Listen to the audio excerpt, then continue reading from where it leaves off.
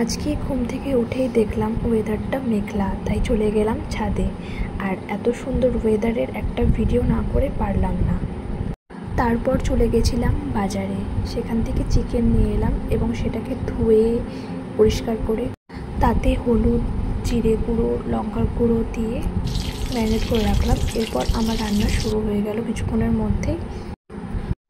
কড়াইতে তেল গরম করে তাতে একে একে পেঁয়াজ কুচি, টমেটো কুচি দিয়ে দিলাম, তার সঙ্গে দিলাম আদা রসুনের পেস্ট। এরপর ম্যারিনেট করা চিকেনটা দিয়ে দিলাম এবং সেটাকে কষতে থাকলাম।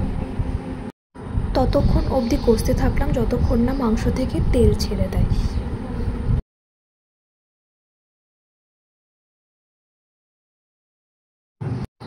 আর মাঝে মাঝে একটু নাড়তে থাকলাম, ভালো করে কষিয়ে নেব যতক্ষণ না এটা থেকে তেল ছাড়ছে। যখন ফাইনালি তেল ছেড়ে দিয়েছে তখন অ্যাড করে দেব আলু আর দেব সামান্য পরিমাণ জল এবং এইভাবে কিছুক্ষণের জন্য রান্না হতে দেব। এই হচ্ছে ফাইনাল লুক। কেমন হয়েছে কমেন্টে জানাও। দেখা হচ্ছে নেক্সট ভিডিওতে।